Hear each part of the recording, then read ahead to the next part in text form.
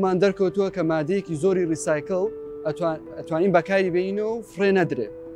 ئەنی بۆ نمونە پلاستیک لە عێراقا دۆری 1.5 میلیۆن تان فرێ دەرێت و بەکار نایێت و دۆری 7,000 لەم ریسایکلەکە کوردستان وەریگرتووە بەکارهێناوەتەوە. ئێمە ئەمانەیە ئەم ڕقەمە ئەم ڕێژەی ریسایکلینگە بەرزکەینەوە. بیرۆکەکەی ئێمە ئەوەیە بە ڕێگای ئەپلیکیشنێکەوە ئێمە بووین بە ناوەندێ لە بینی ئەو خەڵکانی کە پێویستیان بەم مادانە نییە ئەتوان بێنە دەست ئێمە و ئێمەش ئەینێ بۆ کارگانە یاخود ئەو بزنسانی کە بەکاری هێنەوە ئەم مادەیە.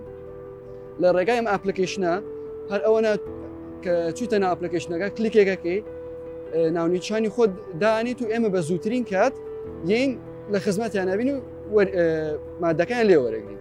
زیاتر ئێمە فۆکسمان کردووە سەر پلاستیک چکە زیاترین زیانی هەیە و زیاترین مادەی ریسایکلینگە کە لە ئێستادا زۆر بووە بەس بە تەماشین لە مستەقبەلە ئەمە زیاد بکەین ئەم شتانە پلاستیک بە یاخود قماش بە یاخود شتی کەش بێت. ئێمە یەکەم جار ئەم بیرۆکەیە لە کارگای سول ئینۆڤیشن ئڤێنتێکیان کردبوو وەیست تو ڤالیو هاکەثۆن بوو.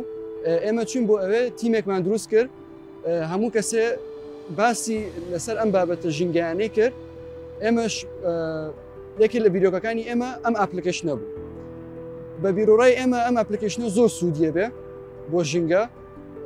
لە ئێستادا هیچ شتێک نییە، هیچ ئەپلیکیشنە هیچ یارمەتیدەرێ نییە خەڵک توانێت خۆی ریسایکلکە.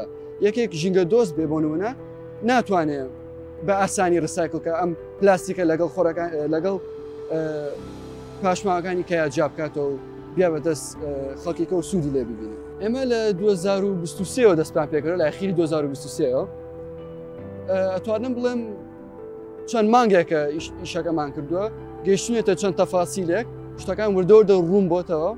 ئەم ئەپلیکیشنە زۆر ئاسانە هەموو کەسێت توانین بەکاربێنێت. هەرەوەنە دایە بەزێنی ئەچیتە ناو ئەپلیکیشنەکە دەستێنەی بە ریسایکل و ناونیشانی خۆ دانیت و ئێمە خۆمانین لێ وەرەگرین هەموو کەسێت توانین بەکاربێنێت.